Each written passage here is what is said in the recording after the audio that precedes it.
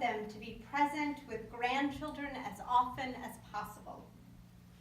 They traveled to Colorado and welcomed Colorado grandchildren Olivia, Ian, and Calvin into their home, sharing love and stories and building deep relationship in visits. They traveled to spend summers with Kate while she was growing up abroad.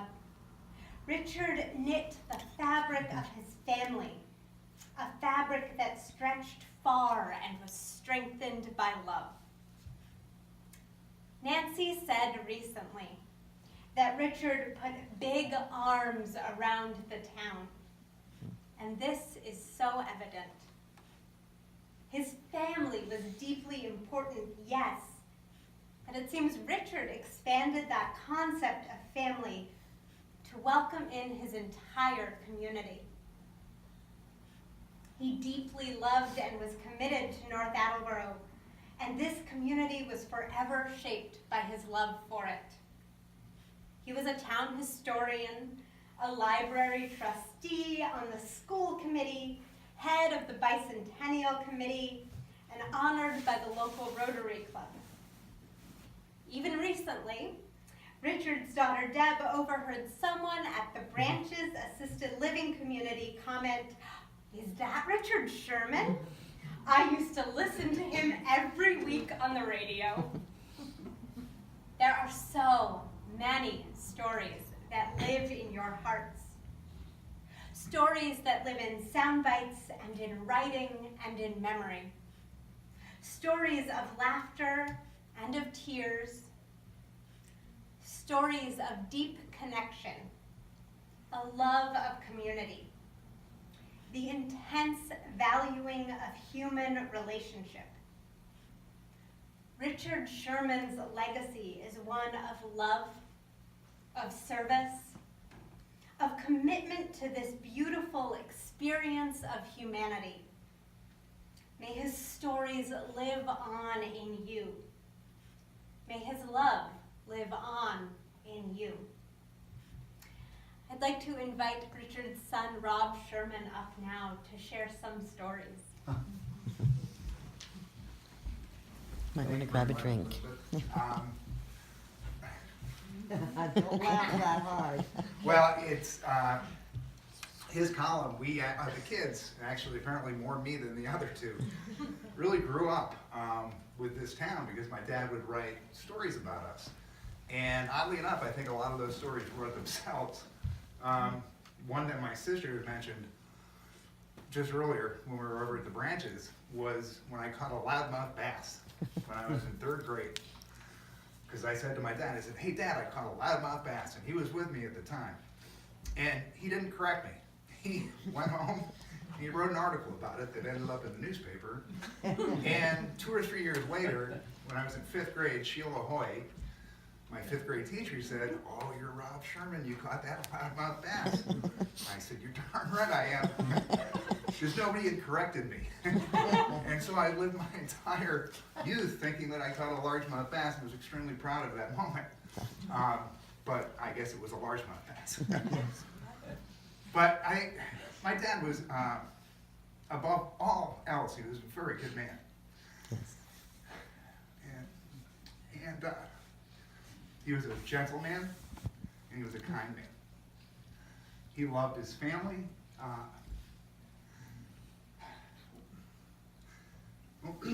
When I was a kid, my dad coached lots of my sports. Baseball, that was the one he coached.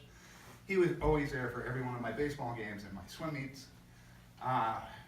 When I was a kid, he coached a very bad baseball team. We were more like the Bad News Bears than the 2004 Red Sox. And I don't know that we really won many games, but I know that every game finished at the IHOP eating ice cream. And my dad taught us the importance of being good winners and also being good losers. And I think that's a very important lesson.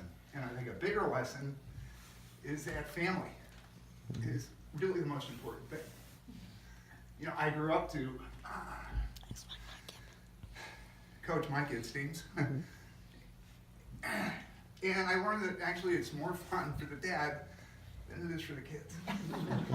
It really is. It's a special moment to share with your sons or daughters. I coach my daughter in t-ball and baseball and softball. But those are all things that my dad passed on to me. He passed on a sense of humor, which I'm forever grateful for. Little guy walks into a job at a lumber mill. He says, I'd like to be a lumberjack. And he says, foreman looks at him, big burly guy, looks down, he's about 4'11". He says, you want to be a lumberjack? Do you have any experience? And he says, yeah, I worked for a while at the Sahara Forest. And the guy says, don't you mean Sahara Desert? And he said, yeah, now. Style Yeah, I love joke. that story because it shows a lot about my dad. One thing is that he could tell a great joke and it didn't have to be dirty, it was clean. And that was the beauty of that, is that it can be told for anybody. It can be told to a 7-year-old or an 80-year-old, and it was completely appropriate. And that was my dad, an extremely appropriate man. A very good man. And I think that's one of the things, all of you were so kind to come by earlier and speak with us. And universally you said, we're sorry for your loss. I just want you to know that the joy that we got from my dad so far exceeds, the pain of the loss. He will live forever in many ways.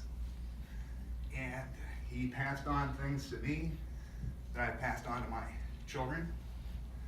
And I think possibly the most important thing my dad taught me was that the most important thing you ever do is you choose a mate. And it's the most important decision you make. He made a great choice. I made a wonderful choice. And those two choices really carve your life. And if you make the right choice with those decisions, or that one very important decision, everything else follows. And it follows beautifully. My wife has been my best friend, as well as my wife, for more than 25 years.